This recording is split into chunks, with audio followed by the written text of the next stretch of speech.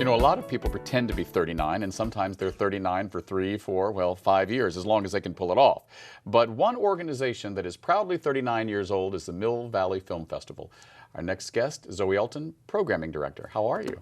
Very good. Thank you for having me 39 here. years. Now, you haven't been directing it for 39 years. I won't give you Well, actually, the Mill Valley Film Festival started right after I arrived here from England, and I got involved with it from the get-go. Wow. Initially doing video programming, but then segueing into film programming as well. So you and the film festival have grown up together. We have, so to speak. So I guess since you were literally a babe in arms, so you're both going to be 40 next year. Exactly. What makes the Mill Valley Film Festival unique? Because it really, on the circuit of festivals, has quite a reputation, I think, really much more impressive than its physical size. Yeah, that's a great question. I mean, I think a part of it, we're in the San Francisco Bay Area. You know, what an amazing community we have here. Another thing is that the San Francisco Bay Area has always been very welcoming to people from a lot of different cultures. It's also really good for independent film and international film. And we have a lot of Academy members here, so they're getting to see a lot of the films that are on awards track at Mill Valley Film Festival, you know, before they get there. But I think also, I think we've always had a real sort of commitment to quality and eclecticness and diversity, and we have a great audience. Right. Well, I mean, and you certainly draw your share of celebrities every year. I mean, you've had Sarah Silverman. Right. My favorite is you actually interviewed one of my favorite actors, someone that I was very excited to meet in person, Sir Ian McKellen. Oh my God.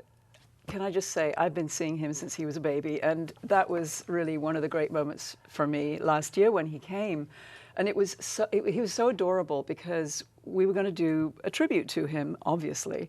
And he heard that we were also launching our women's initiative last year. So he wrote me an email and he said, well, could we do something about women I've filmed with? And he reeled off this name that was like a who's who of the best actresses of the 20th and 21st centuries.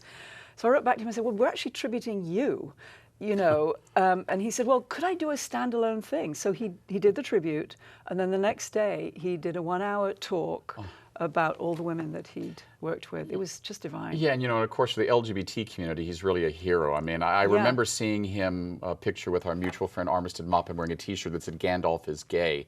I only met him once. It must have been 20 years ago, and Armistead called me and said, "Oh, what are you doing for dinner?" And I said, "Oh, I'm sorry, I have plans." He said, "Oh, that's too bad. Ian's in town." I said, "I'll drop whatever I'm doing." And it was when he was here in town doing Richard III. Right. And by coincidence, the San Francisco Shakespeare Festival was doing Richard. Oh, wow. So Ian called me and said, would you take me to see it? But we have to sit in the back row, because if they see me in front, it'll unnerve them. And it wasn't ego. Yeah. It was knowing that at the moment he was the most famous actor in the world playing Richard III. Oh, if this local troupe saw them, you know, saw him, they'd go crazy. But afterwards, of course, they were just mesmerized. Yeah. Besides people like Sir Ian, who are some of the real standouts who have been at the festival, both on screen and in the audience? There are actually, I mean, you know, we were just looking at that picture of Sarah Silverman with Catherine Hardwicke. Catherine Hardwicke was a great guest last year. She did an amazing film called 13, and she did Twilight, and then a lot of other stuff.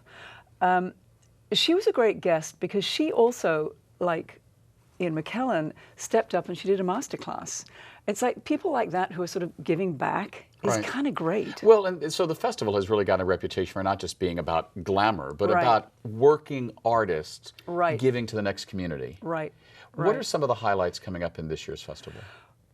Well, we just booked Nicole Kidman for a tribute. And by an amazing sort of serendipity, we're also doing a special spotlight on a first-time director, Ewan McGregor. On the same day. So I think we have to try and squeeze in Moulin Rouge somewhere into the program. I was going to say, or maybe Grace of Monaco or something, which personally I think was an underrated film, but that's just me as a history buff.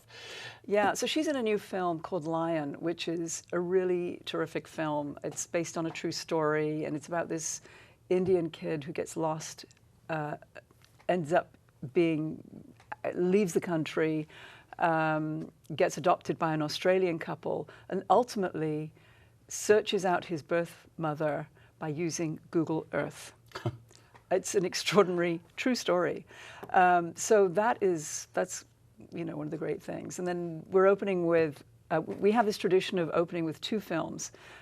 So this year we're opening with La La Land, which is sort of like a great homage to Hollywood musicals, and Arrival, which is Amy Adams as a linguist talking with aliens. I mean, it's pretty diverse, but right. This should be great. How has your film taste changed in the 39 years since you've been working with the film festival?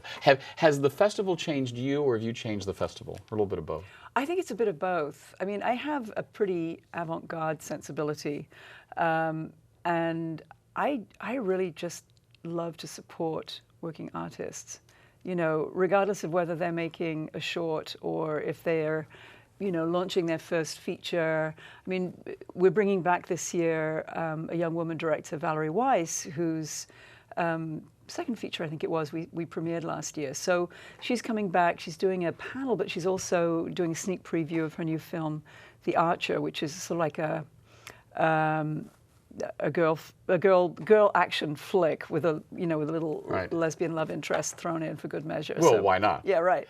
How political is the festival, and has it gotten more so? I mean, this is an election year. I don't know if you knew that. Yeah. Oh God, yes, that's right. Well, I did ask Nicole Kidman if she would also ask her mother, Barbara Boxer, to be on a panel about documentaries and social consciousness. So there might be a little subversive political sensibility in that. We're also doing a focus on cannabis, which is up on the ballot this year as well. So we're having a whole day of films and panels and music, actually, too, that we'll be exploring. Well, and I'm sure after this election, who knows what documentaries we'll have in next year's festival when you turn 40 about the election that thankfully will be over by then. Yes, I will be grateful for that. Thanks. Yeah. We've been speaking with Zoe Elton, Program Director for the Mill Valley Film Festival, proudly 39 years old. Next up, our conversation with Ed Lee, Mayor of the City and County of San Francisco. We'll be right back.